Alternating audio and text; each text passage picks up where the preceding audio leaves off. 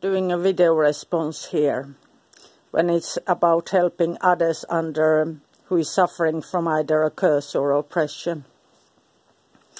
And the questions to ask: first of all, what was the entry point for the one that you are trying to help or who is asking for help? And it was the connection between the people. Was it partners, friends, authority figures, or somebody who were just doing what they wanted? And then there's the difference of power between the links like DNA, sex, drink, food here, or has somebody taken photos and belongings?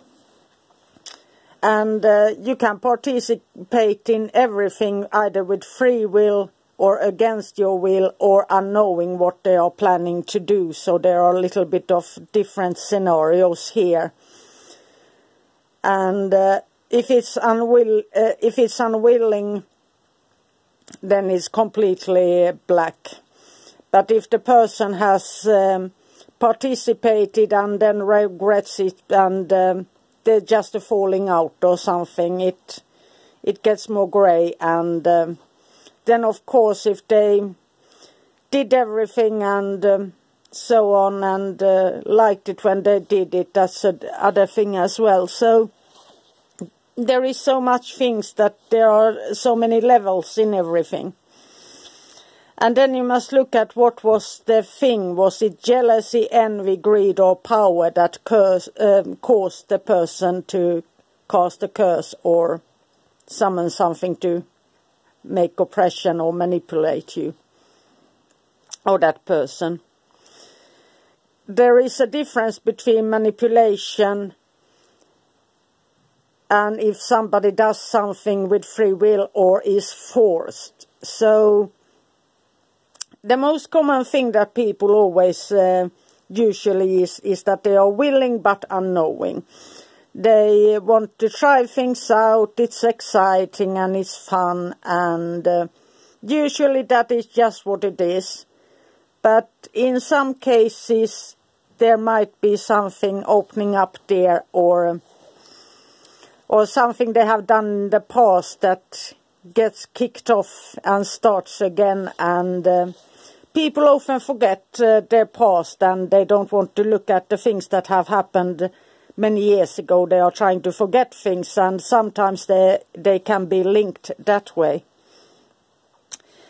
And then there's the part of the action. Were they watching, or were they participating in the thing that happened or occurred, or were they frozen in fear and just watched in horror, and that fear grows and grows, and it's nightmares and it turns into a true haunting experience and oppression.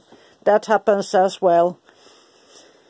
And there's a lot of trauma into that. Sometimes people see things that are so horrific that they start to act differently just because of that. And then there are the different things that, something that is quite common in those who perform the thing against him. It is that they are always the victim or accuser, and that shows you something, a little bit of what spirits they are working with. Or if it's just for power or greed. There are those things that usually rule. And then there is both for the person you are trying to help, their lifestyle and work. There are so many different things that some people, they work and they get their work done, and they get everything done on time, and they can do what they need to get things done, and they have a good healthy lifestyle. And then there are those who do anything to keep up their lifestyle, and then they try to start to manipulate others, or or trying to get in everything, suing companies and all that kind of stuff you always hear about. Oh, they treated me wrong and I need some extra money from that, and they practically make a lifestyle of living like that of others' money, since they, if it isn't a candy that hurt their teeth, then it was something else, and they never think of that they bought the candy to eat themselves. So this shows also what that person needs to learn. Or are they just those people who are always out partying, or are those the kind of people who wants to sit alone at home and read, or maybe don't like partying? So there are the differences there as well. And then the most important question, does he or she need help, or have they asked for help? Sometimes you can see and feel that they are truly in need of help. But until there's something so life-changing that causes them to change, that they are asking for help, that's a little bit of different thing. And once they ask for help, there comes these many layers, that is healing the trauma. Then you support them by facing their fears.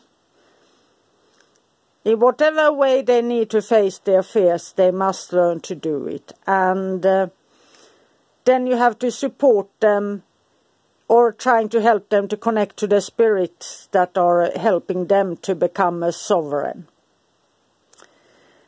And then there's the different people in, sometimes some people become a great warrior, but others remain as the damsel in distress for the rest of their lives. So there are these different personality traits, and if it's someone who is always the damsel in distress, they are always going to face the problems over and over again until they start to learn to step out of it. And that's just the way people are, so there's not so much you can do in that case. And for centuries people played on being the damsel in distress and made a living out of it. So it might be something that is in culture and so on, that they are waiting for the knight in shining armor or something, and they don't see that they have to take action and live their own life. So that means that every time you help somebody who's under oppression or have been cursed, you have to try to give them the tools so they can learn to fight for themselves. And of course you can take the heat of the moment, you can try to break the curse, repel it, send it back, and so on. But the person is, if there is something in their behavior that causes the spirits to attack and there is fear involved, that will continue until they start to learn it for themselves as well. Since you can't always be there to help others, you might get sick or they might move to a different location, and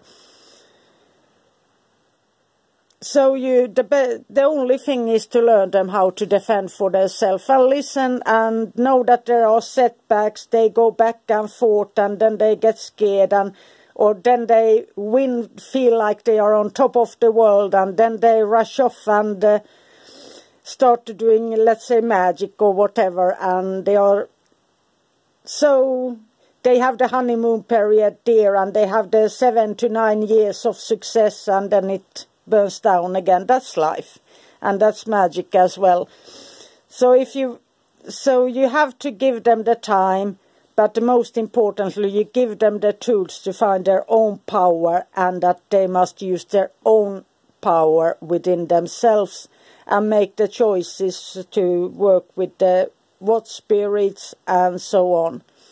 But to give them a basis so that they understand, so they can make a choice. Since when people are in fear, they go in and buy these protections, they buy whatever healing, they buy that, and they don't realize they have to do it all themselves. What happens if the magician who sells you the protection dies? Does the spirit want to work with you, or did the magician just use any spirit? Was it the same spirit, the magician or witch are selling to you, or was it something else? It can be somebody's old grandmother they are sending to protect you instead of the spirit they promised you. So there are so many layers to that, so everybody should learn to do it them by themselves if they are under attack, and learn their protection, whether it's prayer or doing the lesser banishing ritual of the pentagram, connection to the spirit, or some other practice, but it must come from within you, and that you grow and you combine your own force and face your own fears, and the growth goes on from there. So I hope this long thing helped, but that is the facts of life. Magic isn't a quick fix. It's life that you keep on learning all the time. Have a magical, magical day, and bye for now.